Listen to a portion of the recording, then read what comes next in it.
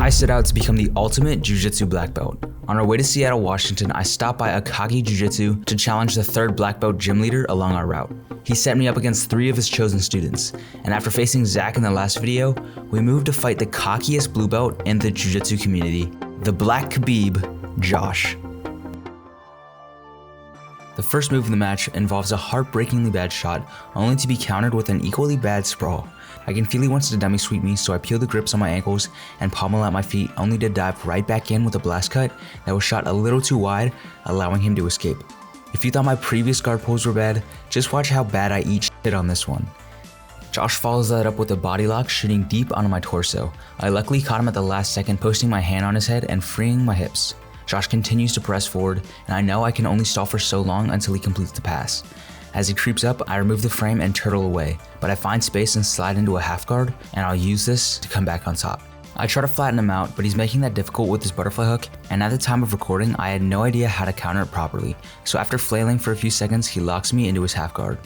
Josh not only puts his legs around another man, I don't know why some guy would like putting their legs around another man, but he offers me a free underhook and crossface that I'm obviously gonna take advantage of. To quickly address how I won this battle, because Josh threw on a collar tie elbow wide, he exposed the space between his ribs, allowing me to capitalize. Alternatively, he could have prevented it by using his elbow to block my chest from coming down. Trying to make it as miserable as possible, I drive all my weight into Josh's chin. But having lackluster pressure passing abilities, I still can't really go anywhere. I realize that we've been stagnant for quite a while, and while Josh is probably having fun with another guy between his legs, I don't necessarily swing that way and decide to disengage to keep things PG-13. Josh again looks to dummy sweep me with butterfly hooks, but I keep my knees pinched inward, something that I didn't do against Zach, which is what led me to getting swept. But keeping my knees pinched allows me to negate the butterfly hooks and control my balance. I'll attempt a very white beltish knee slice before nearly getting dragged in a single leg X. Fortunately, I'm able to defend that, and then as Josh is gripping my ankle, I dull his grip, then jump onto a blast cut, this time controlling his escape, and I ride him to his back. I'll throw in my hooks and fall to my side to fully lock him into a body triangle, a position he must love but also hate at the same time. As we rotate, I make sure to adjust the body triangle so the lock is always on the top and I can give Josh the maximum pleasure he craves with my legs wrapped around him. He finds his escape by grabbing a 2-on-1 wrist grip, throwing it over his head. I try to counter with an armbar, but he condenses himself and I'm forced into close guard. Josh isn't out of danger yet though. I'll start to attack my signature move I call the Sunsetter Triangle, which should normally look something like this. However, because Josh had been studying me prior, he's aware of this and concedes to mount to avoid the submission. While Josh is playing super defensively, not looking to expose himself in a dangerous position, I feel like it's a good time to start drowning him in YJJS. If you're curious about what YJJS is, it's the rash guard I'm wearing. And if you stick around to the end of the video, I'll give you more information on how you can pick some of it up for free through a giveaway. In the meantime, Josh starts pressing on my hips and nearly traps me in quarter guard.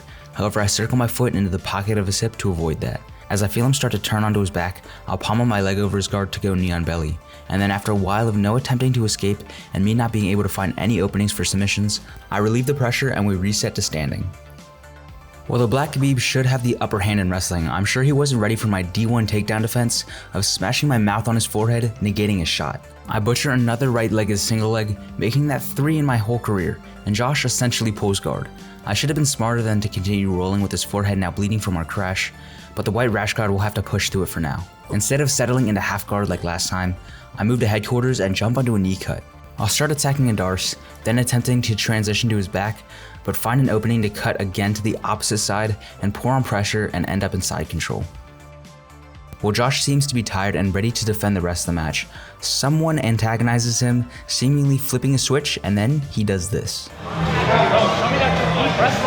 tired!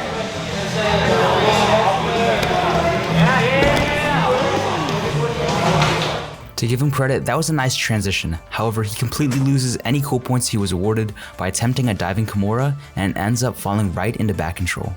I shoot in a rear naked, but his acai grip stopped me before I can fully sink it in. He'll start to work his escape and I try to transition into mount, but he's fast to it and dives under both my legs, swimming back up to the top. We enter the wrestling battle once again, so let's see if the Black Khabib can come out on top this time. I believe I can fly. While Josh managed to initiate the takedown, he wasn't able to secure it because I had the underhook, and falls to bottom once again. To end the round, I dive onto a loose no underhook knee cut, hunting for a submission, but unfortunately time runs out before I can catch anything. 3, 2, 1.